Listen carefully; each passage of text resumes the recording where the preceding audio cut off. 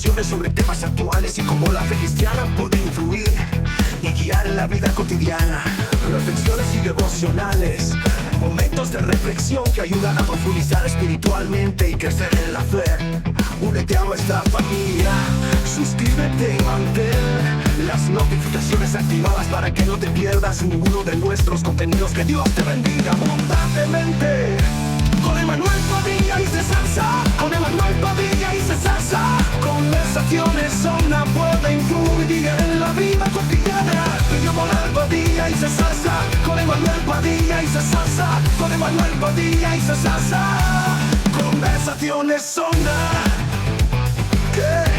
Conversaciones Zona. Oh.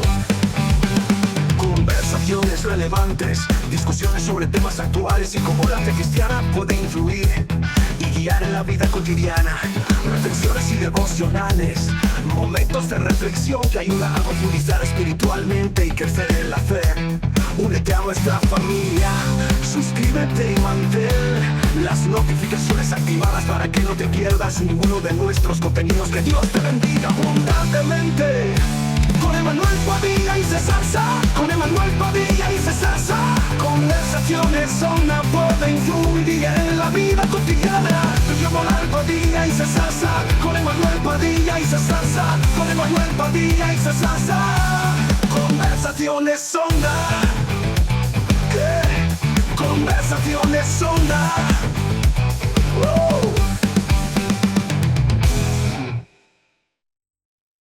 Bueno, estamos en nuestro podcast número 12. Estamos aquí con Emanuel, con Salvador. ¿Qué tal, muchachos? ¿Cómo han estado en esta semana? ¿Cómo han estado esta semana? Usted es maestro, ¿no? Eso es correcto. ¿Qué tal los estudiantes en esta semana? Un reto continuo. Sí, obvio. 24/7. En algunos podcasts atrás estábamos conversando con Emanuel sobre los jóvenes, ¿no? Que se dejan influenciar muy rápido y en este siglo se dejan influenciar bastante y manejar esa influencia, porque usted quiere llevarles a un punto de enseñar una materia, no enseñar su vida, pero su vida se ve reflejado en el salón y uno dice, ok, ¿qué les está pasando? O sea, ¿qué les sucede? Así no eras del anterior año. Sí. Yo creo que le pasa mucho, ¿no? Esas preguntas así locas son buenas. Sí, sí. Porque se da una conversación, tú sabes, espontánea, pero ¿cuántos años tú llevas dando clases, Junior? 28. Yo me acuerdo que cuando, para mi tiempo, para mi tiempo todavía, cuando un maestro te regañaba, eso era un pecado mortal. O sea, y en tu casa te esperaba un tremendo problemón. O sea, porque antes la figura del maestro se respetaba demasiado. Mucho. Hoy vi un video de un papá diciéndole a una niña, un videito que me envió mi esposa, cerca del bullying en las escuelas y toda esa cuestión. Y me encantó que el papá le dice, cuando yo te dejo yo soy tu papá, pero cuando yo te dejo en la escuela, el maestro es tu papá. So, cuando tú tengas un problema, tú vas a ir donde el maestro, porque el maestro en esas 8 horas, esas 7 horas, va a representar tu papá. Claro. Y cuando yo te busque, yo vuelvo a ser tu papá. Y eso me encantó. Yo decía, eso es cierto. Debemos darle esa autoridad a los maestros. Y más que autoridad, no sé cómo decirlo. Disciplina. Sí, ¿no? Y ese sentido de pertenencia y de preocupación, porque muchas veces los maestros, muchas veces no, yo estoy seguro que los maestros quieren el bien para la juventud de hoy día. Pero si a la juventud no le interesa. Todos, usualmente la mayoría de maestros quieren eso. 99% de los maestros. Quieren el bien para sus estudiantes. Sí, pero estamos con las manos atadas. Uh-huh. Mucha regulación en cuanto a la dinámica, las normas dinámicas en las clases. Se les permite cuantas cosas a los estudiantes. Y sufre el proceso enseñanza-aprendizaje. Esa dinámica que se supone que se dé de confianza con el maestro. Uh-huh. No tenemos los maestros, la calidad de maestros que había antes. Ahora tenemos maestros que desearían estar con el Wii. No sé si me entiendes. Están en la generación de que no está el compromiso posiblemente. ¿Y cuántos niños no tienen una figura paterna en su casa y quizás su figura paterna es el maestro?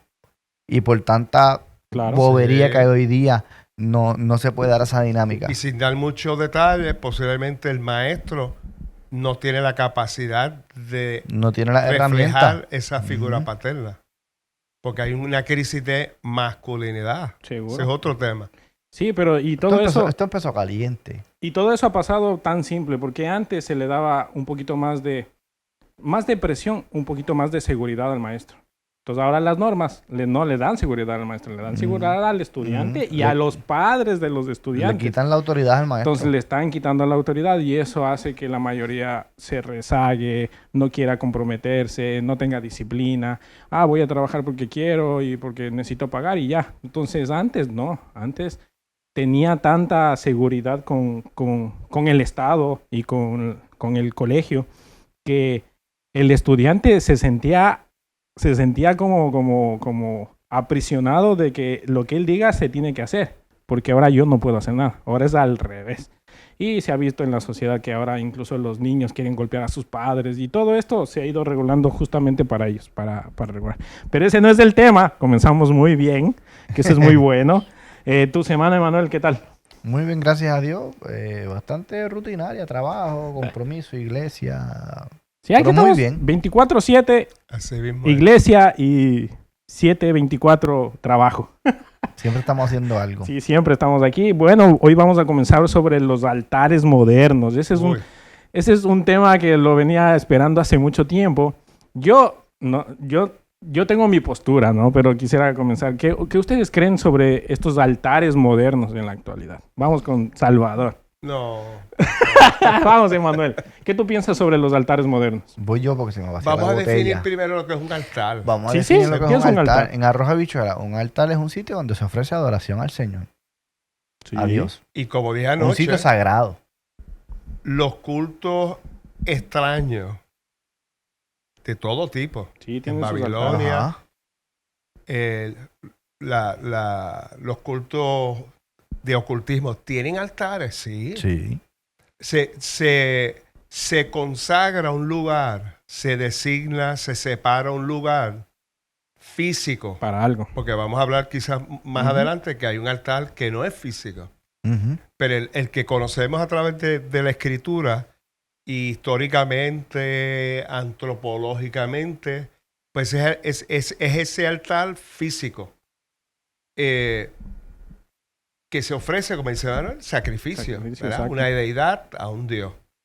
Y a partir de eso, pues ha ido evolucionando, ¿verdad? Tanto culturalmente, y sé que nos vamos a limitar al cristianismo, el altar. Sí, a todo. En realidad el altar no es que comenzó con un X o Y personaje. Estamos en claro que comenzó antes de Jesucristo. Los altares antes era para justamente sacrificar o animales, o en el caso que pasó con Abraham, sacrificar a su hijo. Entonces, el hijo sabía que era un altar, porque le dice, ¿y dónde está el corderito que vamos a matar? Y Abraham le dice, tranquilo, vamos a adorar, vamos a orar y el Señor proveerá. Era la fe de Abraham, pero su decisión era matarlo. Y ahí es donde el Señor le dice, aguanta, no lo mates porque sé que lo vas a hacer. Entonces, pero los altares eran eso, eran lugares de sacrificio. Cuando vino Jesucristo a morir por nosotros, se quitó ese altar. Ahora entramos a lo que decía Salvador, la modernidad. Ahora el altar se ha convertido en un escenario público, privado, espiritual, personal, y se ha hecho en diferentes formas. Entonces, eso ha pasado, ¿no? Entonces, en la actualidad hoy tenemos altares que no parecen altares y tenemos más escenarios, en mi caso lo digo así, más escenarios de muchas luces, todo un fondo negro. No sé qué pasó. O sea, ¿dónde quedó para mí, el respeto al altar? No lo que representa el altar físicamente, sino lo que representa espiritualmente. Yo he visto muchos bateristas que tocan con gorra. Ya ahí yo digo, o sea, a mí no me sale, no me sale. Pero el altar, o sea, el altar modernamente, ¿qué está sucediendo? O sea, ¿cómo ustedes creen que está pasando esta figura de fama o de escenario a los altares que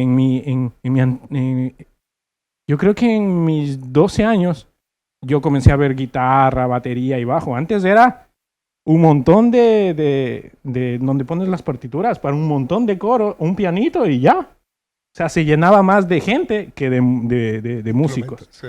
Ya cuando llegó Marcos Witt, Marcos Barrientos con los instrumentos, se comenzó a llenar de instrumentos, que no está mal.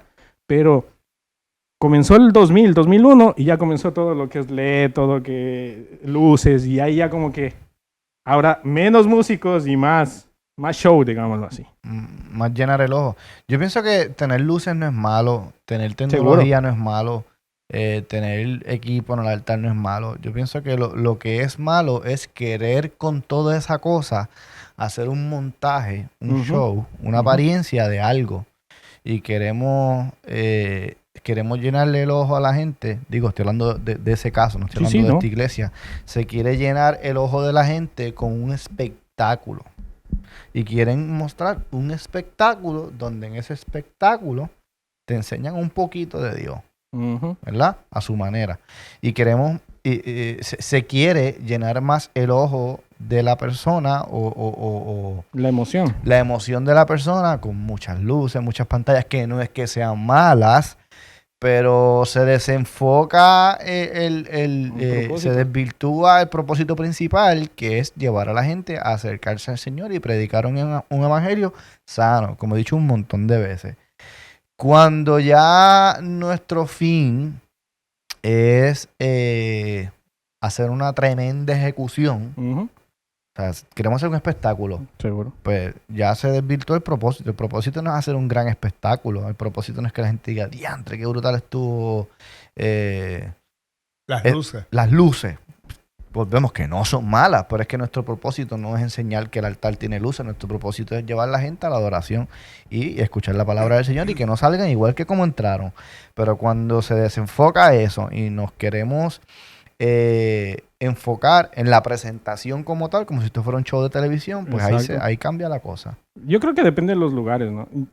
En una iglesia para mí, y yo lo digo en mi pensamiento, en una iglesia teniendo un escenario que para mí ya traducido sería un altar, porque ahí se presenta la palabra del Señor, ahí se presenta al ministro de la palabra del Señor, se presentan las personas que están adorando, no a ellos, sino al Señor. Ya para mí es un altar. Las luces sirven para un propósito, para poder ver. El punto es a qué vamos a hacer que se vea. Entonces, si hay muchas luces para las personas, no lo veo sentido. Por ejemplo, en el caso de esta iglesia, nosotros tenemos luces, pero son decorativas para que se vea ¿qué? La cruz. La cruz, a veces la forma de la dinámica del tema que se va a hacer con decoración para representar lo que el Señor ha hecho en ese tema. Para eso nomás ponemos las luces. O sea, en ningún rato aparecen las luces para las personas, para el pastor, para la persona que está hablando. Entonces estamos dejando ver que más se va a ver Dios en lo que está pasando que en las personas. Yo creo que en ese punto la mayoría debería pensarlo en, voy a poner luces, pero ¿para qué? Ahí viene el punto de los excesos. Exacto, el exceso. Hay escenarios que se han pasado ya. O sea, en inglés llaman overwhelmed. Tú vas a ese culto y en vez de sobrecogerte la presencia de Dios, te tú sobrecarga. estás en awe, tú estás en asombro de, rayo, y no es que, como dice Emanuel, es una cosa que te dice que te asombra. Pero lo que te debe asombrar es la presencia del Señor allí. O sea, está desenfocando la atención del propósito, por qué estamos allí. Y yo creo que se ha desvirtuado porque la realidad es que en iglesias pequeñas, en todo el mundo, hay lugares que no tienen un altar definido. Adoran debajo de un árbol. O sea, yo he visto documentales de iglesias que en cuevas es el lugar de encuentro donde van a adorar. Pero la realidad es también que hay muchos modelos de altares tradicionales Ujú. de la Iglesia Católica Romana, Sí, sí. que espectaculares, los que han ido a el St. Patrick's, la Catedral de Nueva York y otros. Tú dices, wow, qué tremendo. Pues fantástico, ¿verdad? Y tiene como un misticismo envuelto. Es una obra de arte prácticamente. Una obra de arte, y tú miras todo en San Germán, la iglesia allí de San Germán, aquí en Puerto Rico. Todo eso está muy bien. Lo que es importante entender que la reunión se convoca no para exaltar la arquitectura, la estructura, las luces. Y el problema es que, y esto es un detalle bien importante, nosotros somos visuales por naturaleza biológica. O sea, la información llega un % bien alto. Sí, sí, no, por aquí nuestros ojos. y por aquí, auditivos y visuales. Y por eso es que el ministerio audiovisual en cualquier iglesia que se trabaje como César lo está liderando aquí, como líder aquí en la iglesia, y que lo está haciendo muy bien, cualquier persona que no entienda que eso es un ministerio. Claro. Porque tiene que Porque ser preciso. tiene que ser preciso, equilibrado. Y esto es una recomendación que hacemos, ¿verdad? Que los excesos, por ejemplo, bajar las luces hasta que casi no se ve nadie, que los viejitos se pueden caer. O sea, un culto, yo lo he visto. Yo lo he visto, los viejitos cayendo bateristas se patas caen, arriba. el guitarrista se quiere Sí. ver y no ve y plum. Yo creo que esa es la palabra clave que tú has dicho, el equilibrio. Sí. Tiene que haber un equilibrio en todas las cosas. Y sobre todo, no sacar el evangelio puro y sano que se supone que estemos predicando en esa reunión. Y hay una cuestión, como dije hace un ratito, cultural tradicional. Por ejemplo, las iglesias pentecostales, tradicionales, pues tienen un lugar designado, el altar. Y eso hay que respetarlo. Seguro. O sea, no podemos coger, decir, no, aquí vamos a modernizar todo en nombre del arte, en nombre de la estética. No, ¿verdad? Lo de las luces, de nuevo, un culto donde de oración que se bajen las luces. Eso ayuda en la adoración, el ambiente ambiental. Eso está muy bien. Algunos pastores posiblemente no lo ven bien, pero está a discreción de cada iglesia. Exacto. Sí, y entendemos el punto, ¿no? De que estamos dando el lugar no a la persona, sino a Dios. Y por eso es que llevamos una dinámica, a lo menos en esta iglesia, que estoy a cargo de los audiovisuales. Mi propósito no es que ninguno de nosotros quedemos bien. Mi propósito siempre va a ser que la palabra del Señor se escuche bien y que se vea bien. Todo lo demás va a ser añadido, como dice la palabra del Señor. Pero el exceso de lo que ya estamos viendo, por ejemplo, yo he ido como a varias iglesias, cristianas pentecostales, y el altar, todo de negro. O sea, yo entiendo que si usted lo pone de negro, se va a ver con la luz, se va a ver mejor la persona. Lo entiendo. Pero un altar completamente de negro no es un estudio de grabación, no es un estudio como esto de un podcast, donde aquí sí se podría hacer eso. Estamos en un lugar donde la palabra del Señor va a ser ministrada, donde músicos van a tocar adoración del Señor, donde personas van a ministrar a través de su oración, de su cántico, a través de la reflexión bíblica. No estamos hablando de una o dos o tres personas, estamos hablando de una dinámica bastante grande. También hay dramas. No entiendo por qué de negro. O sea, ¿por qué llegar a ese punto? Yo tengo una clave. Moda y moda. Sí. Un fad. O sea, no se olviden que muchas veces, y este es el problema que tenemos, copiamos lo que vemos en los grandes conciertos. Uso y costumbre, pues queremos llevarlo sin ser práctico, como tú dices, en el sentido de quizás en la cuestión lumínica ha sido lo de las luces, pero qué atractivo tiene todo negro, la plataforma negra. O sea que prácticamente el altar se ha convertido en una simple, un lugar donde colocar algunas cosas allí. Es como un escenario rutinario. Y Y si me paso de las luces al sonido, tenemos otro problema, vuelta con el sonido. Yo he visto iglesias bien bonitas. En la anterior semana estuve por un lugar en Puerto Rico. Yo entré a una iglesia que te indiqué en la foto. Bellísima, parecía que todo estaba de mármol, pero la iglesia, ¿cuánto medía? Yo creo que entraban 50 sillas. Pero todo bello.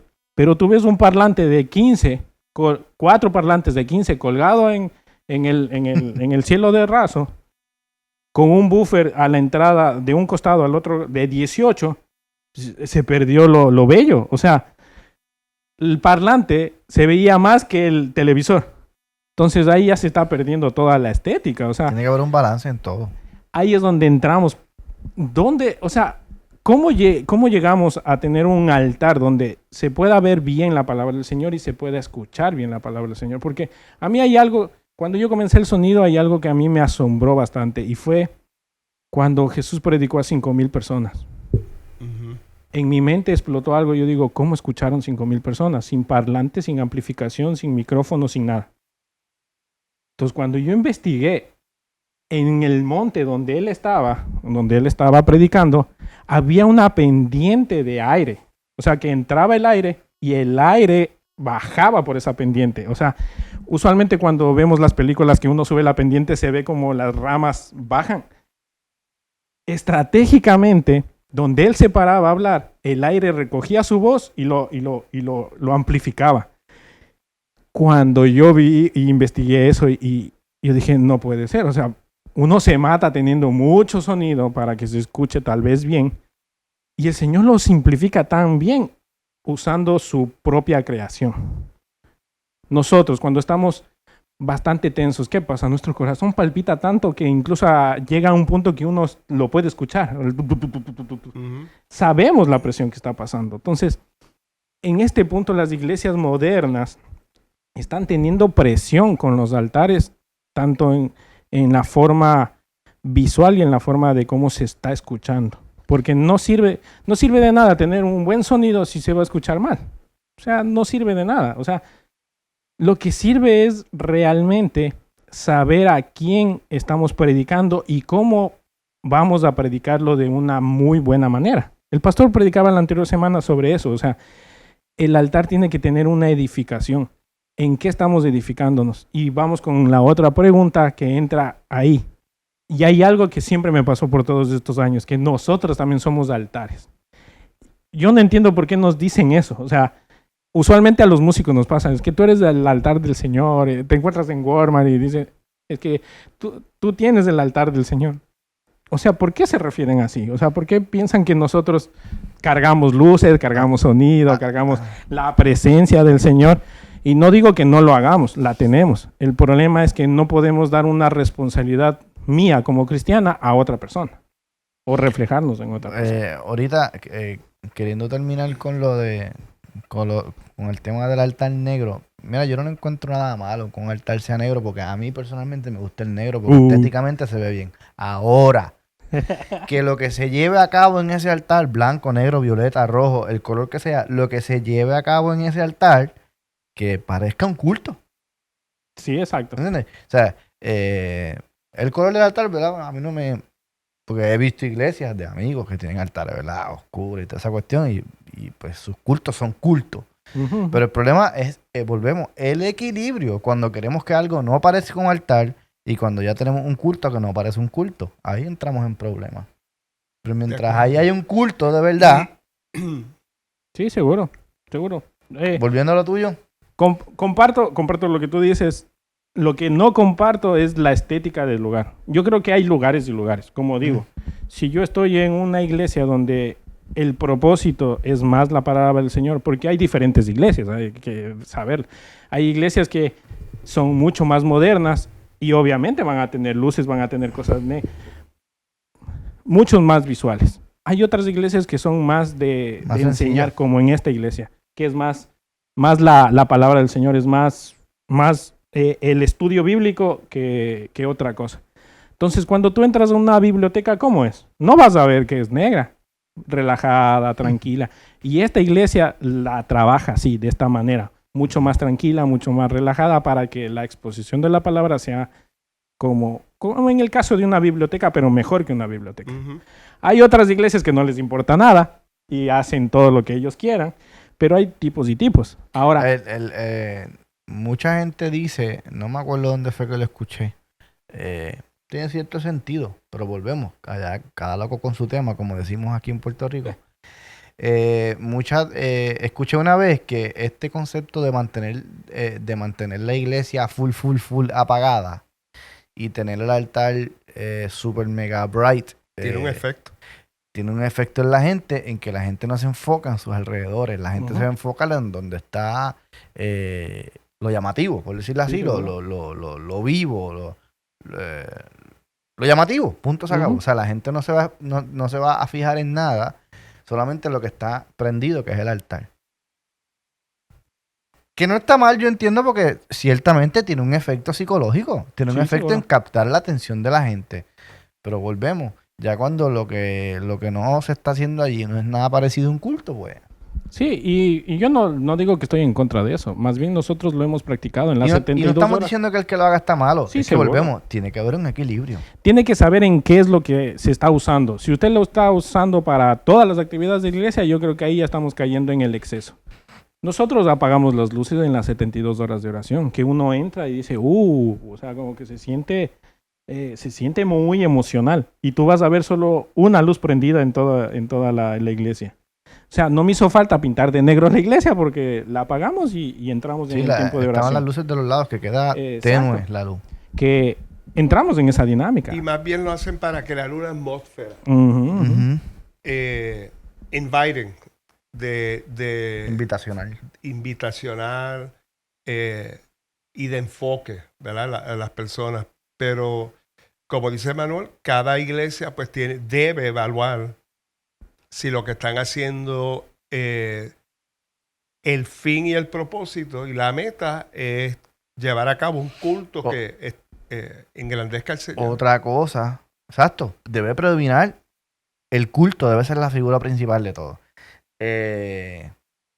Otra cosa, uno tiene que saber, uno tiene que ser lo suficientemente maduro, no me sale la palabra, y entendido para saber qué tipo de iglesia tú tienes. Claro. Si tú tienes una iglesia donde el 90% son personas de 40 o menos, es una iglesia jovencísima. O si tú tienes una iglesia que el 80 o el 90% son 55 plus. Son enfoques bien diferentes. Esa evaluación es bien importante. Son gustos bien diferentes y ahí es que entra el equilibrio. Aquí yo creo que tenemos de todo. Yo creo que predomina un poquito más la gente adulta, pero no son adultos de 80. So que yo creo que aquí más predomina edad media, adultos, pero también hay jóvenes. Y volvemos, no estamos diciendo que aquí estamos bien y usted está mal. Sencillamente estamos diciendo de que usted tiene que analizar qué tipo de gente usted tiene allí, qué tipo de gente son los que trabajan con usted allí y hacer ese análisis, ese estudio de lo que necesitan. De lo que se establece y lo que se va a hacer es la cultura, es el pastor, la visión pastoral, que es lo que tú dices. O sea, aquí estamos explorando el tema, pero cada cual va a ser como les parezca. Como le entienda. Pero eso tiene que estar filtrado por el pastor, la visión del pastor, la visión pastoral en cuanto a cómo ve esas corrientes modernas, etcétera, ¿verdad? Sorry. No. Y va para la próxima pregunta de lo del altar que nosotros que yo lo había dicho otras veces, y esto yo me lo aplico mucho. Hay cosas, y eso pasa en todos lados, pero vamos a poner el ejemplo de la iglesia. Hay cosas que yo no siempre estoy de acuerdo. Seguro. Pero, por ejemplo, te voy a dar este ejemplo. Si Juanito viene el lunes, miércoles y viernes a barrer las hojas del patio fielmente, y yo lo critico, pero yo estoy dispuesto a hacerlo mejor que él, pues mira, hay muchas cosas en las cuales no vamos a estar 100% de acuerdo. Y pues a lo mejor no te guste algo, del todo no te guste algo, pero tú estás dispuesto a hacerlo mejor. Claro. No. No, y hay ¿Tú un estás llamado dispuesto? a someterse también. O lo estás- otro Ajá. también, que a mí me puede gustar de cierta manera algo, pero el pastor te dice que no. O sea, tú tienes que agachar la cabeza, ser obediente y decir, hagámoslo. O sea, no ponerte en una rebeldía de decir es que eso era mejor. Porque ya estás condicionando prácticamente una visión. Y ahí es donde uno tiene que ser. A mí me pasó mucho cuando yo entré a esta iglesia, antes de comenzar el ministerio. Yo la vi una iglesia brutal, porque no voy a tener una iglesia así en Ecuador, hay que decirla. Yo vi aquí y yo dije, wow, estás bien modernos. Pero cuando me di cuenta, no es que estábamos 100% modernos. Entonces, la visión del pastor, primero, cuando vi las pantallas, el pastor comenzó con esa tendencia de poner pantallas en el altar y fue criticado en su tiempo, y él me comentaba eso. Y ver la consola y todo, yo digo, pero como que falta un poquito, ¿no? Y La base está. y le digo, y si nos movemos a lo digital, completamente digital, entonces el pastor dice, dale, o sea, si se puede, dale. Entonces, ahí es donde uno entra con el carácter de decir, chévere, me dijo que sí.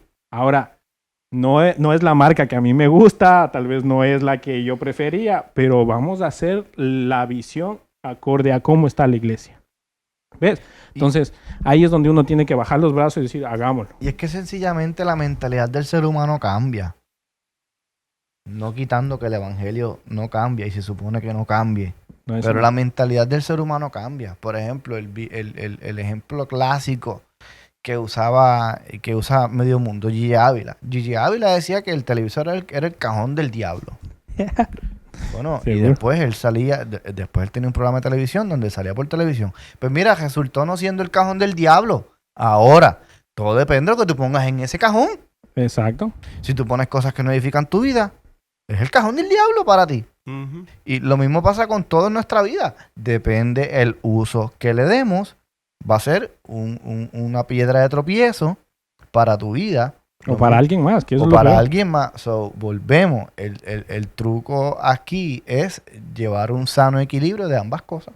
Y entrando con eso, la pregunta la pregunta que viene es, Como por séptima vez ya. ¿realmente somos un altar? ¿O debemos de tener este concepto de que si la persona me lo dice, pues yo tengo que cargar con la presencia, con la unción, y que sí, no digo que no, pero se está quitando una responsabilidad de la persona que lo dice? Porque es fácil decir, ore por mí, pero ¿y si yo no estoy orando por usted? O sea, me está diciendo, es que tú eres un altar del Señor. Pero y yo lo dije, ¿y qué soy yo? O sea, claro, le estoy exaltando a una persona que está reflejando tal vez ciertas cosas, pero como yo lo exalto, pues yo quedo en la inmunda, digámoslo así. O sea, yo no soy nada. Y en realidad, el altar es un carácter del cristiano. O sea, es más que un carácter, es algo que nos pertenece como cristianos, independientemente de si es pastor, si es líder. El hecho de haber aceptado a Cristo en su corazón nos convierte en que ya tenemos dentro a Jesucristo. Si tenemos la llenura del Espíritu Santo, tenemos al Espíritu Santo. Romanos habla de eso, Hebreos habla, sí, que nos convertimos en altares. Seguro. Pero el fin es nosotros sacrificarnos en ese altar. A ese punto vamos. Ahí es que es la cuestión, como dice Cantinflas. Sí, ahí es la cuestión, porque la mayoría exalta el sacrificio de los demás, pero no quiere sacrificarse uno. Y es lo que tú decías. Y volviendo al tema de lo mismo que tú estás hablando, el altar, tú tener una posición en el altar, por ejemplo, nosotros que somos los tres músicos, se ha perdido el respeto por el altar, como tú dices, músicos en gorra, usando, que yo lo detesto, el sombrerito ese redondo ahora que está a la moda. Eso yo lo iba a usar el domingo. Embuste. Ese sombrerito yo lo detesto. Yo digo, mano, yo no sé en qué parte de la moda se inventaron ese sombrerito, y mucho menos Lo voy a tener que devolver. músicos. Bueno, yo te conozco y yo sé que tú no tienes eso. No, ya él está relajando. Entonces, ese sombrerito, o sea, ahora es una moda usar ese sombrerito, baterista, guitarrista, todo el mundo con ese bendito sombrerito redondo. Es que es una moda. Es una moda. O la gorrita de Si usted la quiere usar, fantástico, pero usarlo en el altar, número uno, y pienso que es una falta de respeto. Algo tan sencillo. Yo no puedo entrar a la comandancia de Mayagüez en pantalones cortos. Seguro. Porque hay policía, porque eso representa ley y orden. A un cuartel de policía yo no puedo entrar con un pantalón corto. A mí Pero podemos venir a la iglesia y treparnos en el altar con gorras, sombreros, lo que sea. Sacarme el chicle de la boca. Sí, No también. puedes tener chicle en la boca. Seguro. Goma de mascar en otros países, ¿verdad? O leer un periódico. O sea, todo eso nos dice, wow, si esos lugares tienen Un respeto, una etiqueta. Un proceder, un código. nosotros como músicos, como ministros del altar, que eso yo lo he escuchado muchísimas veces, pues hay que tener un cuidado, especialmente en el culto. Ahí es que es el punto, lo que hay que puntualizar. Sí. Durante el culto hay que tener una reverencia. No termina el punto, pero ahí mismo que ya llega. Persona que esté trepada en el altar, de cierta manera, ¿verdad? Es una figura ejemplar. No es un ídolo, visual. Pero puede ser una figura ejemplar o Se la cual exponiendo. Exacto. Tú estás expuesto al escrutinio de la gente. Por lo tanto, tú tienes que cuidar tu vida en todos los aspectos. En el altar sobre todo. Pero también fuera del altar tenemos que cuidarnos. Porque después dicen, mira, pero es que ese es el que estaba tocando piano el domingo allá. Ese charlatán. Digo que yo soy medio charlatán, pero en el buen sentido. Pero que tenemos que cuidar nuestra vida. Porque verdaderamente estamos expuestos a la gente. Y no es que estar expuestos a la gente sea malo, es que caemos en el juicio de la gente más rápido. Y segundo, que el Señor se merece, primero, que el Señor se merece un respeto sobre todas las cosas. Y el lugar donde estamos no es un escenario para hacer algo, es un lugar privilegiado, es un privilegio. Y como es un privilegio, tenemos que cuidar eso como si lo fuera. Seguro. Y en la exposición es donde está lo grave y lo pesado y lo tenaz. ¿En lo qué? Lo grave o lo pesado la exposición. de esta charla. ¿Por qué?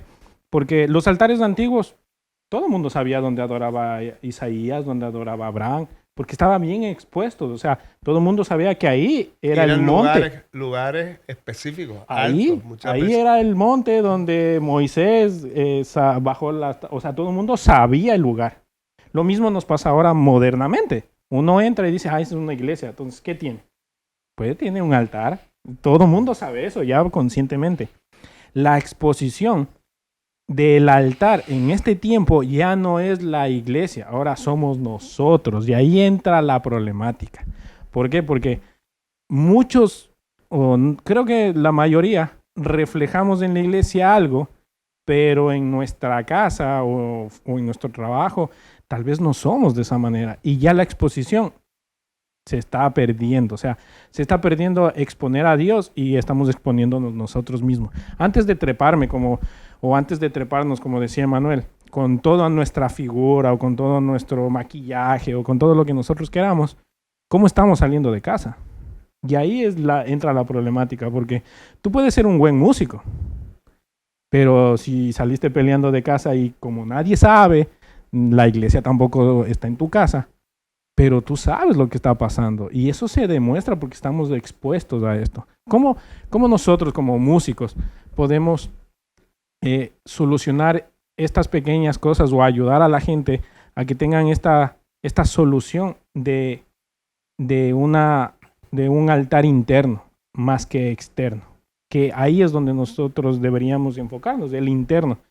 Porque todo lo que nosotros declaremos internamente como una oración en secreto, como algo, el Señor nos va a revelar y después dice que nos va a engrandecer en público. O sea, ¿quieres llegar al público? Enciérrate en tu cuarto. O sea, el Señor no dice, anda primero al concierto de tal persona o hazte famoso. O sea, primero ahí.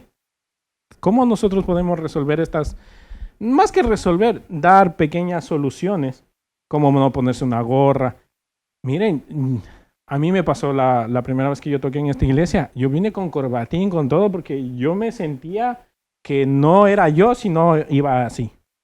Porque era para Dios. O sea, incluso el pastor me dijo, oye, ¿y a dónde vas? Le digo, pues hoy me toca tocar. ¿Por qué? Porque ustedes no me van a ver a mí con ese estilo. Solo me van a ver cuando toque.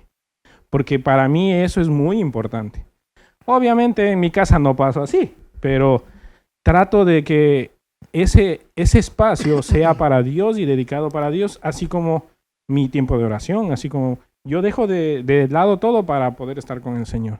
Pero eso no tiene que cambiar mi estilo de vida, eso no tiene que cambiar mi estilo de mis gustos personales. Yo creo que eso hay que entregarle al Señor. Yo creo que eso es lo que yo les podía recomendar. Entrégueles sus gustos personales al Señor para que el Señor modifique nuestros gustos y entrar en una onda de santidad. Pero porque Él nos manda, no porque yo quiero ser santo. Entonces, yo escuché, perdona que te interrumpa, en una iglesia la cita, deleítate así en Jehová y Él concederá las peticiones de tu corazón.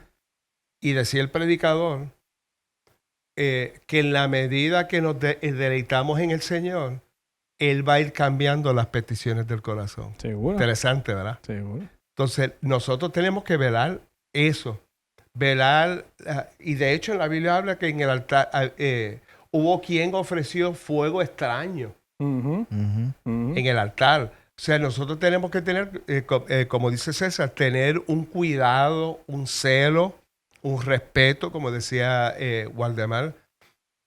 Todo este tipo de cosas debe estar dentro de nosotros. Ese sustito santo y bueno, esa cosita que uno siente, wow, voy a tocarlo hoy, voy a predicarlo hoy, voy a testificar. Eso es bueno, porque es un celo reverencial.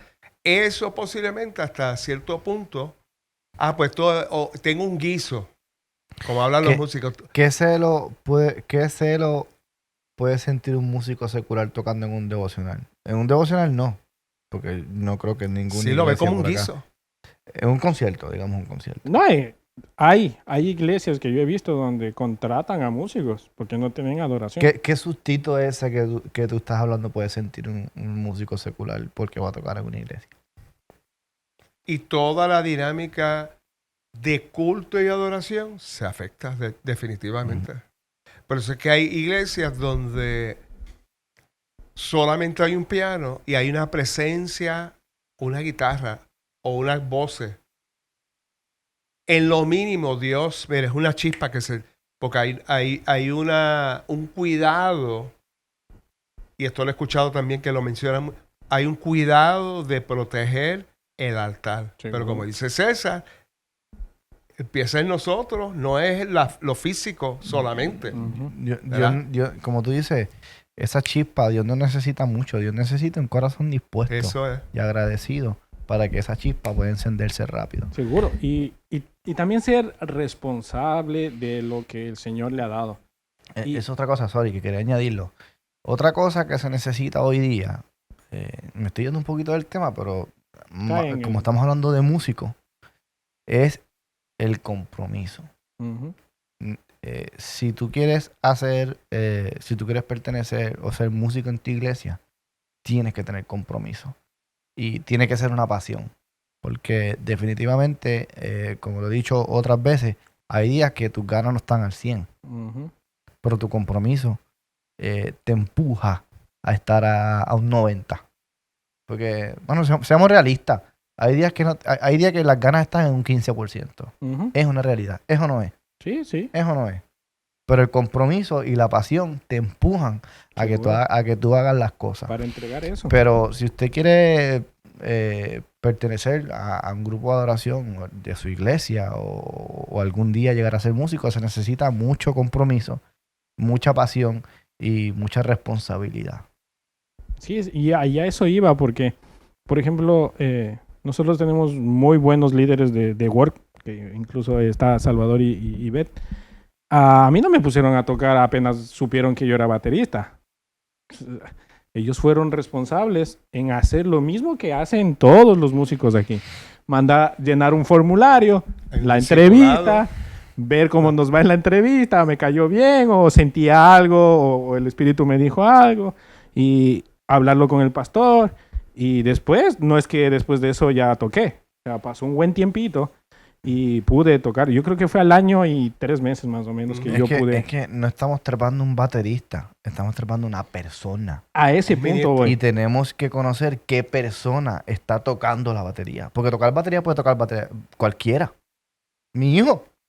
Ahora, ¿qué Seguro. persona estamos trepando allí? Y a ese punto voy, porque dependiendo la persona que trepes, cambia la dinámica de la adoración. Y uno puede decir que no, sí cambia. ¿Por qué? Porque no lo conoces, no sabes qué mañas tiene, no sabes qué puede hacer, qué no puede hacer. Imagínense que yo hubiese aparecido un domingo, el primer domingo con gorra. Ustedes me iban a sacrificar, o sea. ¿Por qué? Porque como no me conocían mis gustos, pero ya teniendo esta dinámica de compromiso, de discipulado, donde dicen, no, pues él se viste bien, se comporta bien, viene a los cultos, están pendientes de la persona y dicen, no, o sea, es buen aspirante, digámoslo así. Pero eso cambia mucho cuando no conoces a la persona.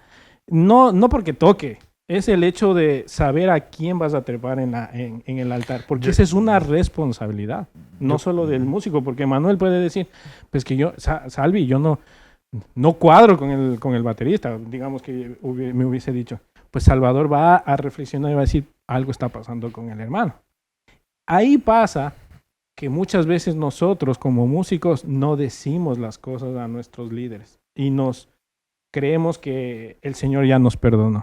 Una vez a mí en un culto estaba tocando toqué el devocional, después iba la administración y pasó algo con mi esposa, yo me terminé enojando, me subí acá arriba, justo estaba Elimelec y le digo a Elimelec, anda toca tú, porque yo no puedo, o sea, estoy enojado y así no puedo. Y él me dice, dale, sí, yo te lo dijo por el audífono y tú dijiste, si él te dijo, dale, bajó. Y como que me sentí responsable. Yo digo, no voy a dañar un ambiente bonito cuando creo que ese ambiente yo lo necesitaba. O sea, yo necesitaba que el Señor me ministre porque estaba enojado. Y eso pasó. Y muchas veces uno tiene que saber esa responsabilidad. Es velar por la pureza y el respeto.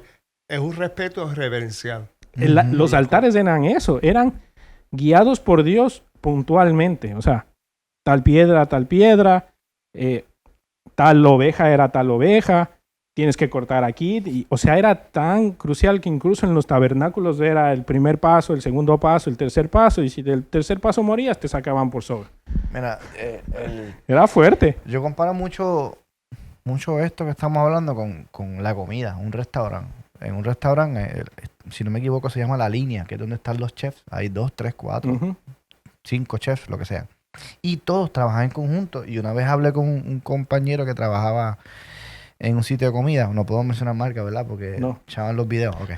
Pues trabajaba en un restaurante de pastas, que hace unas pastas bien buenas. Y yo le dije, oye, fulano, averíguame de tal cosa, tal salsa. Porque a mí me gusta cocinar. Ajá. Me dice, pues hermano, mira que yo no sé de eso. Porque a pesar de que era chef, el encargado de la salsa era otro chef. Y cada chef se encarga de algo. Y hay un chef solamente para la salsa. A lo que voy.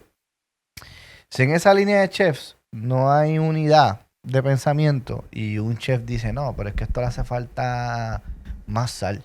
Y le echa más sal a la salsa.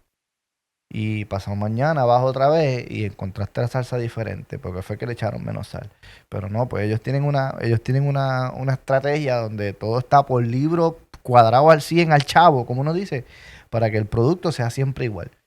Pues lo mismo pasa aquí. Nosotros somos un trabajo en equipo donde tenemos que estar todos en unidad. Si uno de nosotros no está en unidad, esa salsa no va a quedar igual jamás y nunca. A lo mejor no sepa mala, pero no va a saber igual. Un término musical, armonía. Y otra cosa que yo siempre he dicho, pues gracias al Señor, pues yo dirijo a los músicos acá, ¿verdad? Con el sistema que tenemos de que si entra, sal, baja, sube, lo que sea. Yo digo, a mí me encantaría algún día, que yo sé que lo vamos a lograr, a mí me encantaría algún día sencillamente tocar. Tocar y no estar pendiente a nada. O sea, que alguien... Eso a todos los MDs le pasa. Que alguien nos dirija así, porque llega un punto en que uno se cansa. Sí, uno está estresado por ejemplo, a veces yo voy a la iglesia de mi suegro y allá simplemente toco. Se acabó. Yo digo, diantre, yo me siento tan relajado. Porque mi responsabilidad es tocar. Se acabó. Sí, porque estás invitado. No eres todo lo demás, responsable. pues no me toca a mí. Pero pues cuando uno pues, le toca dirigir el grupo, pues es una carga adicional. Pero yo digo, mira, es tan... y tú que has tocado con otra gente, tú también, pero recientemente, yo digo, para mí es tan fácil someterme a otro. Pues, si tú quieres que se haga eso, eso se hace. Seguro. Ya está. Que a mí no me encante, pues puede que no me encante. Pero eso es lo que él quiere. Y si eso es lo que él quiere, pues eso es lo que se va a hacer. O sea, y volvemos. Todo es una dinámica. Armonizar. Es una dinámica tan grande que todo eso se ve reflejado en el altar. Somos un equipo. Y para entrar en el último punto, y llegamos justo a este punto crucial, los altares deben ser, deben tener crecimiento o deben estancarse. Digamos que si ya llegamos en un punto de una atmósfera espiritual, pues nos quedamos ahí. Y seguimos con eso y nos quedamos ahí. Por ejemplo, hay iglesias donde ya saben el punto donde uno dice, esta canción hubo el mover del Espíritu Santo y la tocaron y la siguen tocando toda la vida. ¿Sí me hago entender? O predican toda la vida del mismo tema. Solo cambian ciertas cosas porque eso les funciona. Uh-huh. Y eso se llama que están estancados. O sea, se quedan estancados porque saben que eso les funciona. No estoy diciendo que esté mal, eso les está funcionando. O permitirse a lanzar este paso de fe a algo nuevo, que tal vez no sabemos, pero que llegamos a un punto de crecimiento.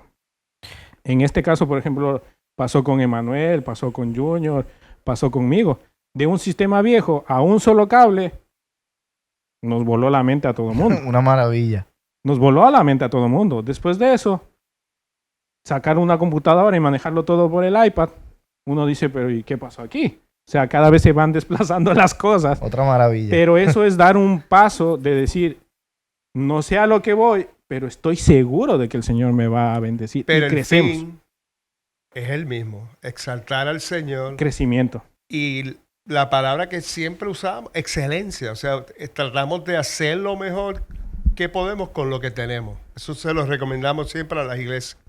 No es buscar el último modelo Fender, que si tienes una Squire, tienes...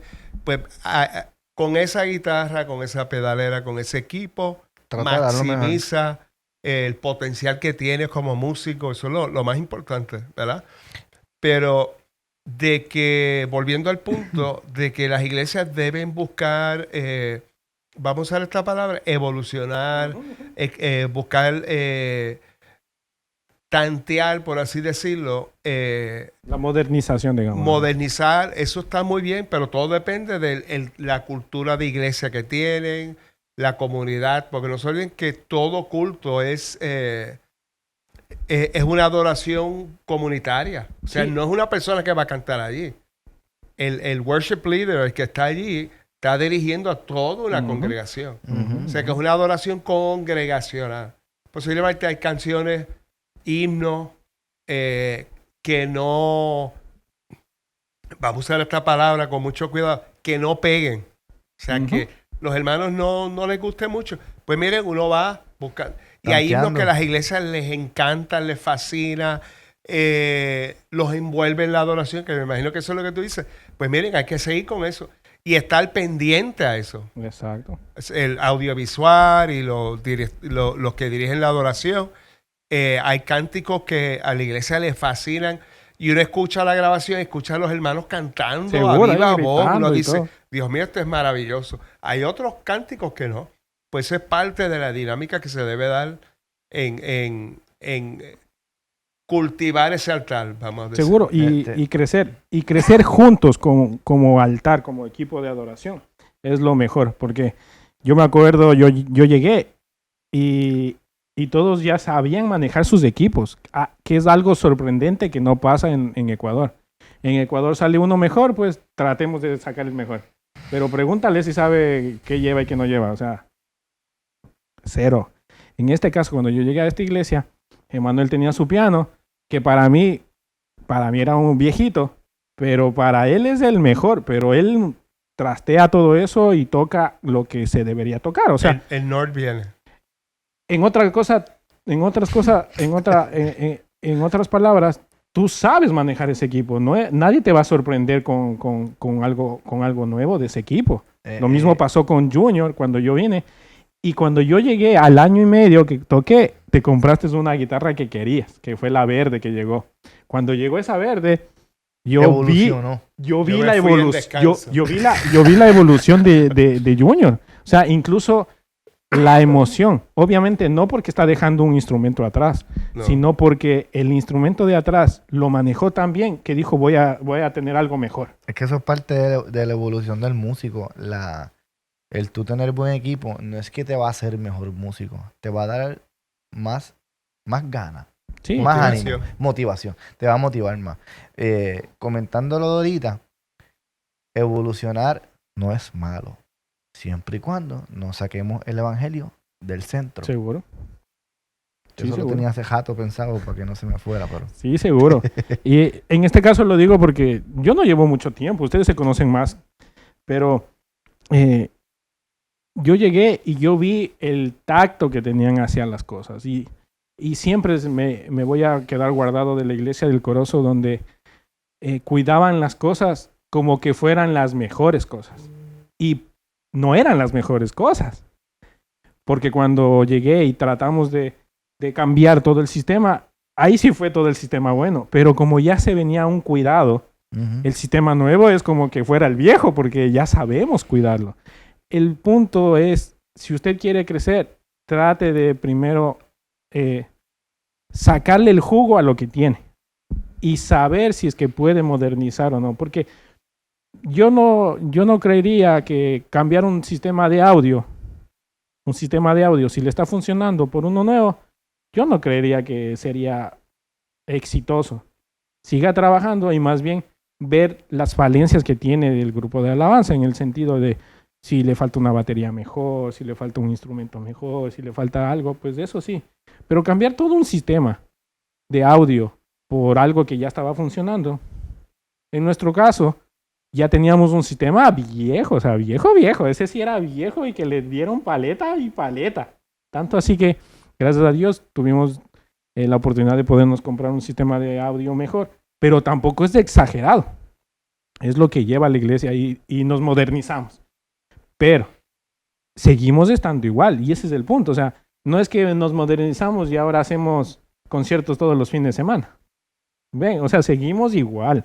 Porque el propósito. Porque nos hemos mantenido en el propósito. Así que gracias por estar en este podcast. No sé qué quieran decir, lo último que le quieran decir a todos los que nos ven, músicos, no músicos, pastores, no pastores, los que están encargados de una iglesia o líderes de alabanza con respecto a esto, a adorar en el altar, en la posición en la que está. Yo me voy sencillito.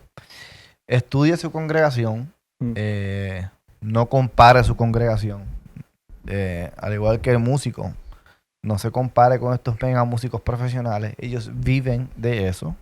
La gran mayoría de nosotros no vivimos de la música, tenemos nuestros trabajos y aparte, ¿verdad? Pertenecemos a un ministerio. Y tercero, el equilibrio. Va a ser el mejor aliado y la visión del pastor. En mi caso, yo les puedo recomendar algo muy importante y es dejarse conocer. Porque si no se deja conocer, ya está poniendo una barrera y un limitante para que alguien le pueda ayudar a un crecimiento personal. Lo digo tal vez en mi caso, yo comencé muy cerrado y ahora ya estoy como que exponiéndome un poquito más, ya estoy hablando un poquito más, pero en ese año y medio yo pasé mucho cerrado y no conocían nada de mí. Ahora ya conocen quién.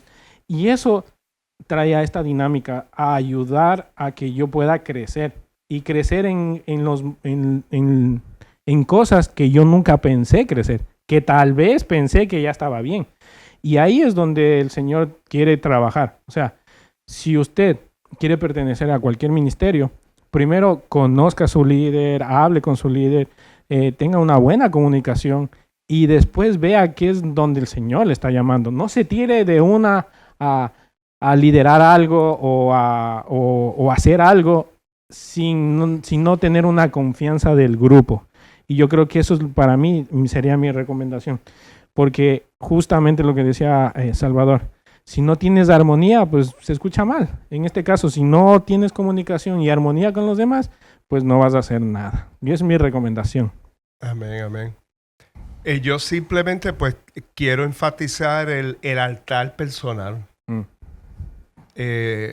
Antes de querer ser parte de otra cosa, lo que sea, el ministerio que sea, vamos a fomentar nuestro altar. Pues yo paso mi tiempo con mi guitarra a solas con el Señor. Yo digo, wow, qué momento chévere.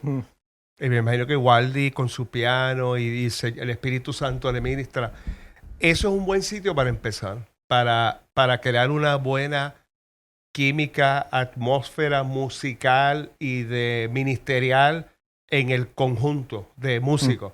Si cada uno tiene esa dinámica de músico, cada rato lo digo aquí, yo quiero ver mientras nosotros tocamos que milagros, prodigios, cosas ocurriendo, porque el Señor dijo que cosas mayores íbamos a hacer.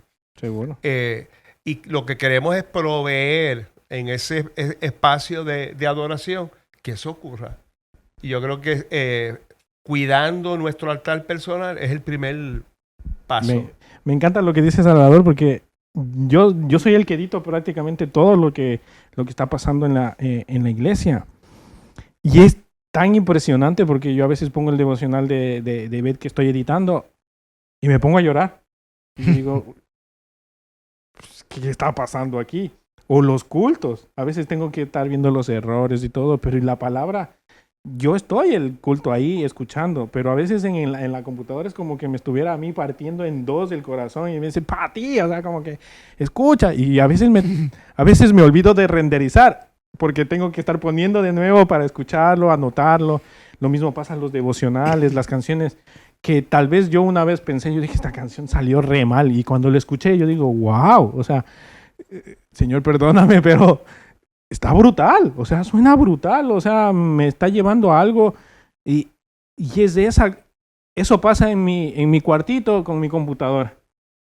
Ahora yo me imagino quitando la computadora y quitando eso, y es lo que en este año el Señor me decía, o sea, quita todo eso y pon la Biblia. Y ahí es donde yo dije, ok, o sea, no tengo que entrar a lo moderno, sino a lo que el Señor ya dejó establecido y es su palabra. Y ahí es donde debería llorar, ahí es donde yo debería tener estas emociones. No porque esté mal, está bien, pero me está confrontando a que la palabra sea lo primero que la computadora, en mi caso.